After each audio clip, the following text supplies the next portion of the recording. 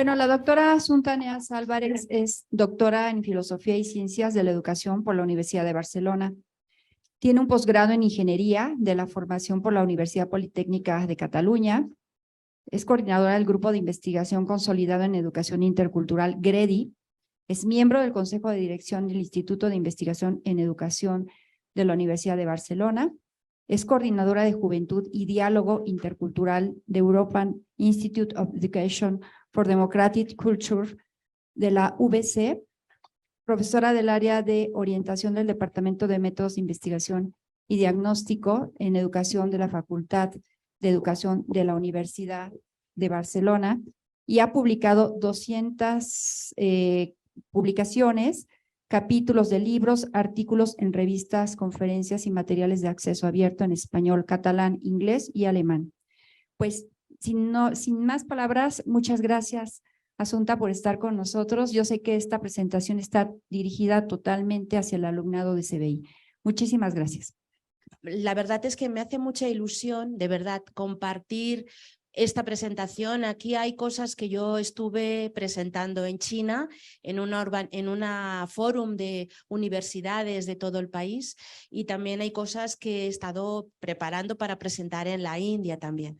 Entonces, cosas de las que hay aquí, pues las explicaba para rectores y para autoridades de educación universitaria, alto nivel. Pero luego también hay una parte que os quiero compartir a vosotros como jóvenes de hoy, del 2023. Y también aquí veréis un poco la síntesis de las cosas que hemos ido trabajando estos meses, haciendo investigación a partir de este proyecto de Stories Danmov. Entonces, si queréis, vamos adelante. A ver, voy a presentar a partir. Esto es lo que presenté yo mucho con esta gente, estas autoridades de estos países, estas ideologías y fenómenos que configuran la educación superior, porque una universidad no está ajena, no está independiente, está marcada por muchas tendencias globales, las instituciones, los organismos internacionales, todo el currículum final que vosotros estabais viviendo, sufriendo, padeciendo, está marcado por todo esto, y vuestra experiencia como jóvenes, como seres humanos también. Entonces es importante hacer una perspectiva crítica y no tragárnoslo todo, ¿no? Entonces quiero presentar esto, luego hacer una reflexión sobre estos efectos de estos fenómenos en las personas, y luego a partir de allí vamos a ver qué de bondad tiene el planteamiento del tronco TEAM respecto a todas las necesidades que se han generado, y luego cómo este recurso de Stories Danmov, que es una muestra de cómo se podría trabajar, se pueden aplicar en el aula. A ver, hay varios elementos que tenemos aquí claros. Primero, estamos en el neoliberalismo. Supongo que alguno tendrá algo de idea de política. El neoliberalismo es un sistema bastante curioso. Aquí está escrito de una manera, yo lo voy a decir de otra manera. Es un sistema que aboga por la privatización de las pérdidas. Cuando hubo la crisis económica del 2018, todos los gobiernos a pagar dinero, pero cuando hay beneficios son las grandes empresas, los grandes intereses quien se quedan los beneficios, ¿no? Entonces, para estos fines, pues se han creado muchas estructuras, agencias de cualificación, fundaciones, que son las que en teoría van diciendo por dónde tienen que irse los caminos, pero al final, ¿quién hay detrás de estas agencias? Entonces, si vais viendo desde la época, por ejemplo, aquí en las universidades, todos, nosotros en Europa, en Barcelona igual, estamos inmersos en las acreditaciones de calidad, los profesores tenemos que estar acreditados también, las publicaciones donde escribimos también están acreditadas, pero ¿quién hay detrás de ahí? Siempre son entidades privadas, un poco oscuras, nunca sabes muy bien qué es lo que hay detrás. Y esa es una parte importante de nuestro contexto. La tecnocracia. En el momento de la revolución científica, de la revolución del conocimiento, en el momento en que parece que la ciencia daba respuesta a los problemas y a las dudas más importantes que tiene el ser humano, y por eso se han dejado tanto de lado las religiones, parece que la ciencia y la tecnología sea todo. Y entonces parece que todo realmente sea a partir de cosas electrónicas, digitales. ¿Y qué pasa con esto? Pasa con esto que no somos conscientes de las consecuencias en las personas, en el empleo, en la naturaleza, pero el gurú de la tecnología sigue estando allá. El neocolonialismo científico, sí, porque ha habido colonialismos culturales, colonialismos económicos, pero también hay un neocolonialismo científico. No hace falta que mencione de dónde y quién ejerce ese neocolonialismo, pero ese neocolonialismo se refleja en cantidad de elementos, en posiciones de valores, de criterios de producción, de investigación, en mapas mentales, en cosmovisiones. Es una especie como de, bueno, de nueva, ¿cómo os diría yo? Como una nueva manera de que todos los científicos, todos los técnicos de todo el planeta pensemos igual. Pero ¿qué pasa? Que es la manera de pensar de unos determinados países y que hace que los otros estemos siempre en inferioridad de condiciones. Porque ni vosotros ni en mi país estamos en esa óptica y siempre tenemos que hacer un doble o un triple ejercicio. Cuando tenemos que publicar siempre es mucho más difícil y es una situación de total inequidad. Pensad que también, aquí yo no voy a hablar de la globalización económica, pero si pensamos en la globalización económica a nivel de las grandes compañías, pasa exactamente lo mismo. Los criterios de dirección de recursos humanos, de producción, todos están con una óptica única y cuando tú no formas parte de esa óptica, siempre tienes que hacer un doble esfuerzo. Luego otro elemento importante, el conocimiento. Tenemos un conocimiento que es caduco, un conocimiento que se multiplica y un conocimiento que aquí sí que os quiero explicar esta teoría de conocimiento que me parece interesantísima, que es el conocimiento conectado, el conectivismo. Esta teoría lo que dice es que hoy en día que hay tanta generación de conocimiento, realmente lo importante, el conocimiento no está dentro de nuestro cerebro, está en la red y está en la capacidad que tenemos las personas de acceder a la red, seleccionar la información verídica, veraz, viable, conectarnos con otras personas que nos complementen. O sea, el conocimiento ya no está en las neuronas en esta época nuestra. Y esto es importantísimo porque además de todo esto hace que, unido a la tecnocracia, pues veis aquí elementos como la automatización, la robotización, la desaparición de saberes y prácticas. Todo esto transforma nuestra sociedad. Yo con algunos de vosotros ya hablé de este ejemplo el otro día, el mercado de trabajo. ¿Os acordáis que algunos de vosotros os hablé del metro, del plano de metro? O sea, el mercado de trabajo es mucho más frágil. Parecería que podía estar bien, no, pues no, la gente gana muy mal, con unas condiciones muy precarias, siempre muy frágil a la última crisis económica, a la última crisis tecnológica, donde siempre los más vulnerables son los que sufren y donde la persona muchas veces se siente como una marioneta, donde realmente es, bueno, ahora te necesito y ahora te quito. Y eso es terrible, eso es terrible. Y entonces, como os hablaba algunos de vosotros en las clases, la idea de carrera profesional continua, estable, que empiezas y única y lineal, eso es del siglo pasado, pero súper pasado. Hoy en día los itinerarios son así, discontinuos, lo que ha comentado el profesor Víctor, de aquella alumna que deja de ingeniería para hacer arte, es que nosotros en la universidad también. Yo estoy en una facultad de educación y vienen gente de económicas, también de ingeniería, que después incluso de haber trabajado, deciden otro itinerario profesional.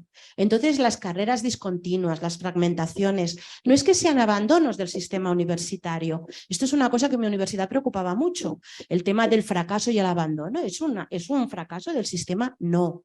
Porque luego hicimos investigaciones a largo plazo y vimos que la gente, lo que pasaba es que cambiaba de itinerario porque había cambiado su situación personal. Entonces, todas estas características tienen unos grandes efectos sobre nosotros. Por ejemplo, a nivel estudiante, a nivel profesorado. Pues bueno, nos sentimos o no como una pieza más de una maquinaria de casi usar y tirar. Es decir, tanto como profesores, como estudiantes, como empleados, tenemos que producir, seguir unos determinados ritmos, conseguir unos determinados criterios y realmente todo lo que hacemos, buena parte está guiado por las agencias. Yo aquí os quiero explicar una cosa que me da no sé cómo valorarlo.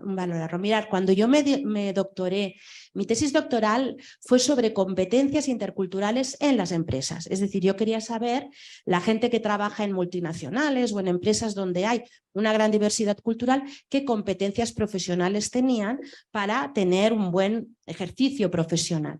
Entonces, justo esto hace 20 años, justo acabar de doctorarme, me llamó una persona de la Escuela de Ingeniería de Caminos y Puentes, ¿qué es? Ingeniería de Caminos, Puertos y Canales, me parece que es, de Barcelona, de la Universidad Politécnica, porque ellos tenían una especie de troncoteam. Tenían todo un conjunto de asignaturas de libre elección donde habían este tipo de asignaturas y me contrataron y estuve varios años dando ingeniería, competencias interculturales para la ingeniería global. Y allí habían asignaturas de management, también habían... no sé si era el mismo volumen de créditos, pero unas asignaturas fabulosas. ¿Y qué pasó? Que vino Bolonia, sabéis, en Europa que todos estudiamos con el mismo cedazo, y todo esto fuera. Toda la optatividad fuera. Casi nos hemos quedado sin optatividad, alineados a pues lo que marcan de nuevo estas directrices, ¿no? Entonces, en muchos casos, esto, aparte de las limitaciones que nosotros podemos vivir, quiero destacar aquí el exceso de antropocentrismo. ¿Por qué? Porque hay aquí una situación donde nos estamos absolutamente alejados de la naturaleza y de nuestros orígenes. Recordad, tecnología, ciencia, economía y una postura muy antropológicamente referenciada, ¿de acuerdo? Entonces, ¿qué nos pasa a las personas? Hablabais de la salud mental, por supuesto. Nos sentimos despersonalizados, superficiales, narcisistas, materialismos, vacío existencial, solos, vulnerables. ¿Por qué? Porque todo está impregnado para que nos sintamos una piecita más, consumidores, a ver quién es, y a que olvidemos nuestra conexión con la comunidad y nuestra conexión con el planeta. Y quiero, de verdad, lo que os he explicado al principio no va a cambiar. Pero vosotros sí que podéis, nosotros sí que podemos cambiar en cuanto vivimos y nos posicionamos aquí, cómo protegernos y empoderarnos a esta situación. Entonces es súper importante que si yo me siento sola, yo en la universidad, si nosotros en mi grupo de investigación, que somos un grupo muy importante, ya lo comenté, que en estos 3 últimos años ganamos en proyectos internacionales más de 2 millones de euros, un grupo de educación. ¿Y sabéis cómo lo conseguimos? Pues trabajando en equipo. Porque si no trabajamos en equipo es imposible conseguir tantos proyectos y hacer tantas cosas. Entonces, cuando una se encuentra mal, la otra la ayuda. Cuando uno necesita, y así hemos conseguido ser básicamente los mejores de la Facultad de Educación de la Universidad de Barcelona. Y sentirnos fuertes y no sentirnos solos. Y sentirnos que si en algún momento bajamos el acelerador, nuestro compañero nos espera. Esto es súper importante. O sea, todo lo que os he explicado al principio es lo que hay, pero nosotros tenemos que tener el control para poder gestionar y vivir en el contexto que nos ha tocado vivir. Entonces, ya veis que he ido hablando aquí la relación con el yo, con el ego, con la naturaleza y con los otros. Es importantísimo. Si nosotros estamos solo aquí, muy mal. Muy mal. Si nosotros solo estamos con los demás, también muy mal. Tenemos que tener este equilibrio. Y este equilibrio se tiene que vivir tanto desde la universidad como en la vida personal. Lo que tenemos que es aprender a decrecer, aprender a consumir menos, aprender a tirar menos, a ser más responsables con los impactos de nuestras compras, de nuestros usos, etc. De hecho, os quiero explicar una cosa. Supongo que lo sabéis, después del confinamiento en Estados Unidos hubo millones de personas que se abandonaron el mercado de trabajo. Y en España también hay mucha gente que, si no ha abandonado el mercado de trabajo, ha optado por reducir el nivel de ingresos, ganando, por ejemplo, media jornada, porque lo que se ahorra, o sea, si tienen que transportar, comer fuera, pagar canguros, baby sisters para los niños, etcétera, etcétera, etcétera, no les compensa. Entonces mucha gente está optando por otro tipo de vida mucho más sencilla, pero sin esa sensación de decir, soy una esclava, paso el día trabajando total para pagar 4 facturas. Entonces, contra la discriminación necesitamos, por supuesto, igualdad e inclusión. Contra el aislamiento necesitamos sentirnos arraigados, conectados. Contra el control y la manipulación necesitamos pensamiento crítico. Contra el vacío existencial necesitamos una vida con propósito, y esta vida con propósito siempre está fuera de uno mismo, siempre está en la comunidad, en la familia, con los demás. Contra el narcisismo necesitamos un ejercicio responsable de libertad, y contra el materialismo necesitamos un desarrollo holístico. Yo os voy a hablar del troncotín que no sepáis. Daros cuenta, ¿puedes pasar? Estás para atrás.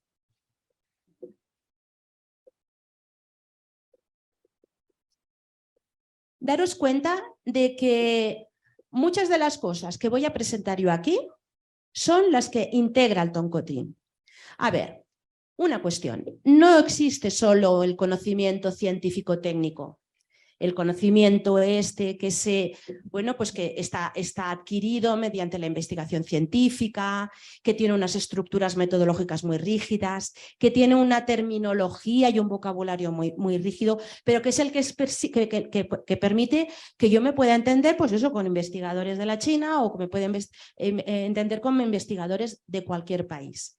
No existe solo este conocimiento, que es el que recibís vosotros básicamente en las materias técnicas. Existe otro conocimiento vinculado a todas estas cuestiones que estamos hablando aquí, a las inteligencias escondidas, a los talentos, a las capacidades, a los intereses, a aquellas experiencias, a los aprendizajes de vuestras experiencias vitales, de que sabéis que en algunas cosas habéis sido especialmente exitosos, que en algunas otras cosas habéis tenido problemas y habéis ido aprendiendo de esa experiencia, y que no son un conocimiento académico, pero que es un conocimiento especialmente importante y tan válido como el otro. Por ejemplo, el conocimiento sabéis, los agricultores que no estudiaban en la universidad, pero sabían cuándo había que sembrar, cuándo había que recolectar, etcétera. Y, por supuesto, la integración del conocimiento popular y ancestral. Aquí, pues, por supuesto, mirad lo que comenta el profesor, el doctor Sarmiento. Entonces, la integración de estos conocimientos ancestrales, de estos conocimientos populares, ¿qué nos permite? Todo ello nos permite tener una visión y una estructura mucho más integral, mucho más arraigada en nuestro entorno, en nuestra comunidad. En nuestro ser no solo somos ese conocimiento que cambia de un día a día, sino que somos algo mucho más lleno y más grande. Yo he querido recuperar, y lo voy a pasar muy rápidamente, supongo que conoces este informe, es un informe hecho aquí por la UAM sobre la empleabilidad. Entonces, daros cuenta. A ver, aquí hay bastantes páginas, las vamos a ir tratando porque, claro, yo aquí, por no discriminar, he querido poner la información de todas las carreras, ¿no? Pero simplemente para que vierais que, a ver, los puestos que ocupáis, ¿no? De técnico, trabajador de la educación, gerente, jefe de coordinador, trabajador de apoyo, comerciante. ¿Os dais cuenta que para trabajar en estas funciones, más allá que sepáis hacer bien el tal cálculo o tal procedimiento, es importantísimo que dispongáis de unas competencias personales importantísimas para negociar, para persuadir, para gestionar, para calmar, para pedir. Muchos de estos elementos son tan importantes o más que lo que es la competencia técnica. Yo hace muchos años he tenido muchas relaciones con empresas de selección de personal y claro, la parte técnica era lo mínimo, pero luego en los procesos de selección lo que buscan es ese factor añadido que te permita hacer bien todas estas funciones. ¿De acuerdo? Sigamos pasando. Aquí pasamos. Aquí, por ejemplo, actividades, dirección de proyectos, coordinación, análisis, planeación, programación, evaluación, supervisión, investigación, análisis, docencia, capacitación, asesoría especializada, consultoría. De nuevo, estas son las funciones que desarrolláis vosotros profesionalmente y para las cuales es tan necesario todas estas otras competencias que se desarrollan, por ejemplo, aquí en el team. Lo del tema de la comunicación oral y escrita.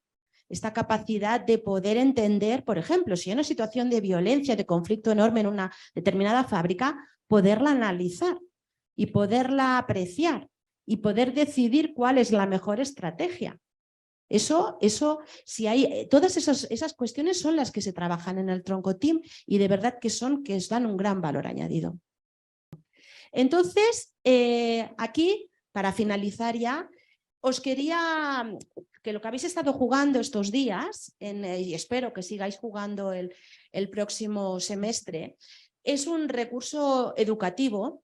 Es un recurso educativo en el que realmente cuando nosotros intentamos desarrollar las competencias para que una persona sea capaz de identificar, prevenir y actuar si le están agrediendo o si está siendo objeto de una agresión o si está siendo, por ejemplo, si está observando que ha habido una agresión. Entonces, es el tema de la inclusión, el tema del respeto. Aquí no viene al lugar, ¿no? Pero vuelvo a deciros, el éxito del trabajo hoy en día solo se pueden conseguir grandes objetivos, grandes con letras mayúsculas, si se trabaja en equipo, de verdad. De verdad, porque ya habéis visto, todo es demasiado cambiante y complejo y es imposible que una persona por sí sola en el cerebro lo tenga todo o una persona solo lo sepa hacer todo. Entonces es súper importante de que vosotros cuando empecéis esta carrera profesional que os tirará por los caminos que sean, procuréis siempre sobre todo desarrollar esa vertiente de poder ser capaces de trabajar bien con cualquier tipo de persona, de manera inclusiva, de manera respetuosa, que podáis realmente ser dignos de confianza y que sobre todo no os sintáis solos. No os sintáis solos, porque ese es el gran reto de esta sociedad hoy en día. Está todo pensado para hacernos sentir como unas hormiguitas solas y no estamos solos. Tenéis vuestros amigos, formáis parte de una comunidad. Muchos de los que jugasteis el otro día en Stories That Move visteis que teníais cosas en común cuando hicisteis aquel ejercicio de la estrella y eso es lo que tenéis que buscar. Y bueno, como dije el otro día, os deseo todo lo mejor. Buscad vuestro camino, el camino que os haga ser felices en vuestro trabajo. Y muchas gracias.